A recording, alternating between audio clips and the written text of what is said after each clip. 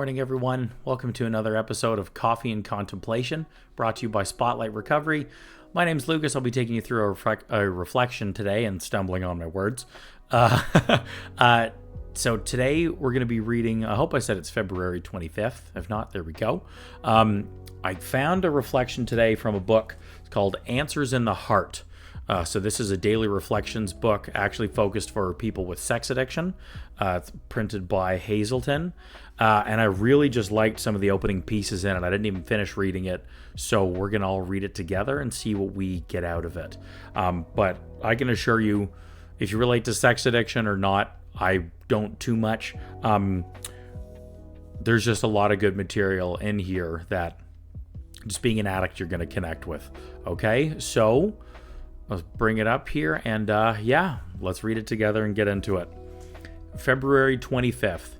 Sin has many tools, but a lie is the handle that fits them all. Oliver Wendell Holmes Jr. That quote was so good. That pretty much got me in. If we are addicted to sex, chances are that our lives are built on lying. We all have many shortcomings, but when we are addicted, lying rules supreme. We are so ashamed of our behavior that we flee the truth, and even in the smallest things, automatically turn to a lie. Lying is an offense against life and those we love. Why can't we look our beloved in the eye? Why do we turn away from our children and deceive them in our shame? Our program insists on rigorous honesty from the very beginning. We must be honest with ourselves and with our fellow sufferers. In the community of our recovery group, as we speak the truth fearlessly and openly, we gradually come to terms with ourselves and learn to be there for others. Lying cuts us off from others. The truth binds us together. I am tired of lying when I look into the eyes of those who trust me. I know I can learn to be honest and come to trust in myself and in the truth. Whew. Oh, wow. So hopefully you're agreeing with what I just said a second ago of sex addiction or not. This is going to stand out for you. It sure does for me. Lying is another one of my biggest character defects. That was something that I discovered through doing my step 4 inventory, like going through steps 4 through 7.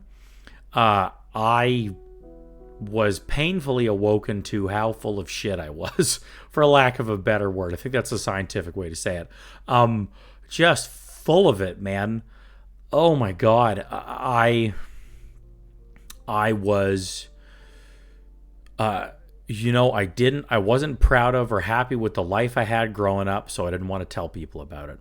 I didn't want to tell people how my family dynamic was, how our relationships were.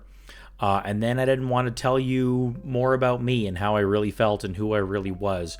Just all these constant fears of judgment, lack of acceptance, being other than, not being accepted, not being cool enough, sexy enough, smart enough, just not being enough. So I lied, and of course it started with little overinflations,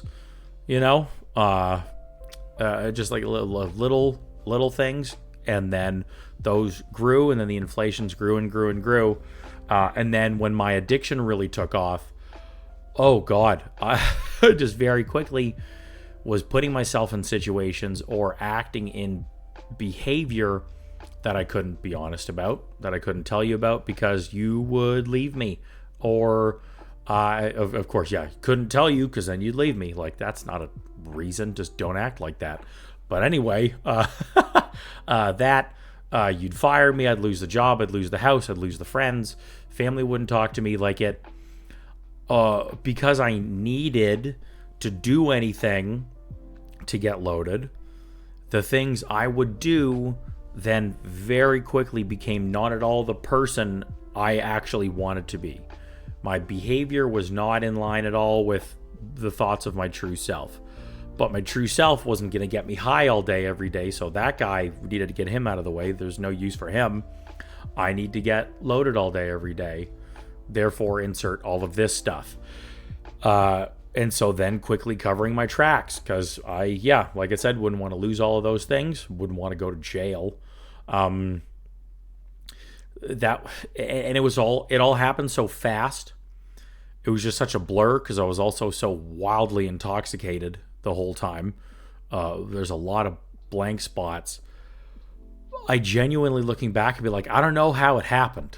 Like, I can't, like what I'd explained earlier on my recollections of when lying started and then how that grew and then addiction took it over and then it just went wildly out of control. That's the best explanation I can give you, because everything else, I don't know. I really don't. I just really do know that I lied a lot, and lying is not the kind of person that I want to be. Plain and simple. And the irony of it is then that is what completely feeds my addiction. Even more, that's how this disease is so smart and so crafty, and how the rabbit hole just keeps tumbling and getting worse and worse. Because that behavior, like I said, like I lied to feed the addiction, and then now I'm feeding the addiction because I lie. And I'm sitting at home alone, getting high, hating myself because I'm a liar on top of all the other things that I'm doing. So it's very, very powerful.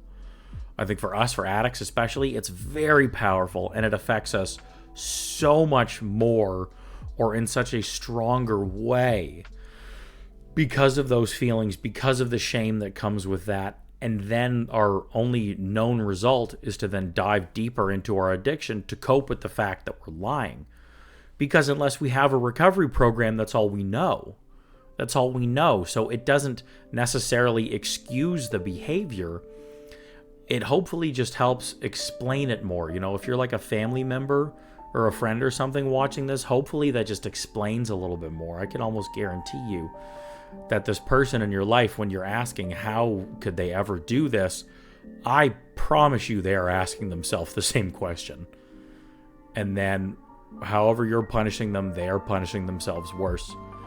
And then diving into the addiction more to try to cope with it. I can almost guarantee you that's what's going on. That was true for me, and I've seen it with countless other people that I've worked with. That seems like a very common thread for us. So, bottom line, in recovery, that shit's got to stop. Okay? The lying, the deception, denial, manipulation, this fake, the masks, the facade, all of the game has got to go. It's got to go. And I know me saying that probably just like scared the shit out of you, or hit that like that gross trigger feeling. You're okay. And it's going to be okay. It takes time, it's work, it's progress. But I mean, really the liberation, the truth of this fact is that you can be able to let go of all of that old stuff, move away from that person, and then start getting in touch with the real person you want to be. The genuine, positive, honest, better person in society, that better partner, father or child, employee, friend, you name it. You can do that in recovery. You can do that by shedding this addiction, shedding this behavior of lying and dishonesty, and learning how to replace it truthfully, honest living, telling people where you're really at and what's really going on, and then acting in your best behavior that you know how in that moment, and sticking around in a recovery system and a support network. You can continue to learn how to do better with all of those things. So that is the promise that I'm giving you at the end result of this. There's your goal at the end of the rainbow through this, okay? And if it's something you're concerned about and just thinking, I don't ever see that for myself, I don't see how I can get here, or I can do this and move on from that, reach out to me, Lucas@spotlightrecovery.com. I do recovery coaching with folks. Reach out to me and let me see how I can help you through this. I can share some of this experience with you. Okay? I would be more than happy to. And for anybody else who resonated with this reflection, share your thoughts down in the comments. Tell us what you thought, what stood out for you. How have you been able to work on and recover from these old behaviors? How have you gotten past lying? What have been the changes for you to living a more honest life in recovery? That share could really help somebody else and contribute to just be another community contribution. That's the whole point of all of this, just growing the community, giving more things that can help and share with folks, okay? So please put it down in there.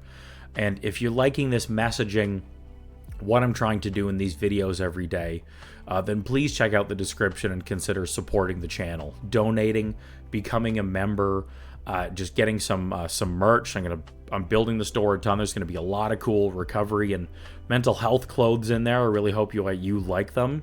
I really do. And then all the YouTube things, like, comment, subscribe, share if you think this could help somebody, if they resonate with it. Please don't send it maliciously and be like, see, you're a liar, and like send this to them. It may not be the best move, but you do you. And then also we've got just other resources in the description as well. I post an image of this reflection every day, so that's in there for you. Other recovery coaching videos, podcast. There's a lot of things that can help. So check it all out. Thank you for stopping by and joining us in this reflection today. Hope you resonated with it. And just have another blessed 24 of a beautiful day in recovery, and we'll see you again tomorrow.